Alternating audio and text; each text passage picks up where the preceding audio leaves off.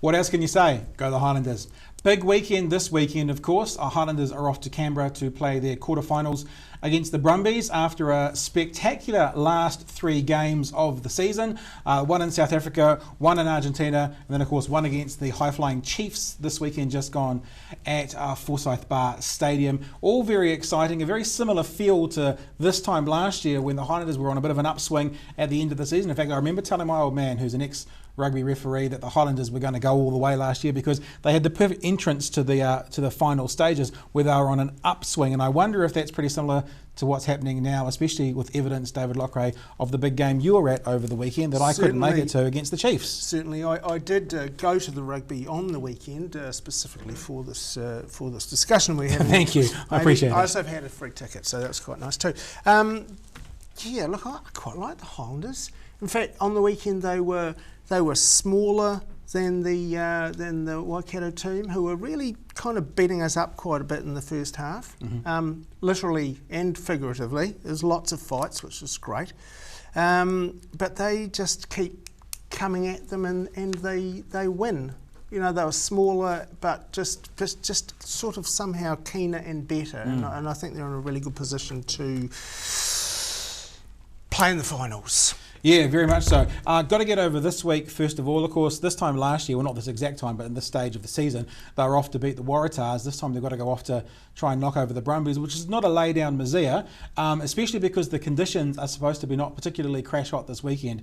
One News had a chat with Lema Sopawanga about playing in the heavier conditions, the more wet, more moisture in the air and on the ground, and Lema Sopawanga had this to say.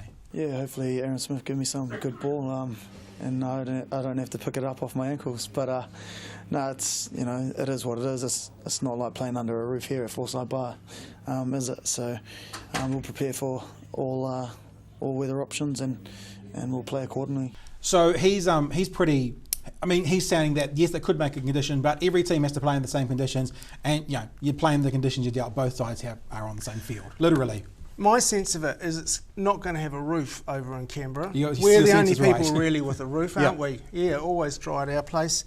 Yeah, look, I think they'll be fine. I think they're probably used to playing at the likes of Kettle Park and Logan Park, aren't they? The Highlanders or similar grounds, and I don't think they'll have any trouble. The other thing to look at, and it's a little bit of conjecture here, and obviously the Australians and the South Africans aren't complaining about this at all, and that's how the table has worked out. The reason the Australians aren't complaining about it, or the South Africans aren't complaining about it, is they've each got quarterfinals out of the way the system's currently set up. But if you have a look at this graphic that we've made, which actually ranks the teams in order of points, right? So that's purely the number of points, wins versus losses, bonus points included, the number of points you'll get. You can see very clearly that 3 out of the 4 New Zealand teams would have home quarterfinals if it was ranked in order of points. Now, I think that we should be rewarding excellence, not mediocrity. And how the hell can a team who's on 43 points be hosting a team who's in excess of 50 points, as the Brumbies and the Highlanders? Seems wrong to me. The good thing about the table is those 8 teams that they want to try and push through, so they want to get someone from here, they are actually still the top 8 teams. So all they need to do is let those teams get through, those top 8, and then order them correctly.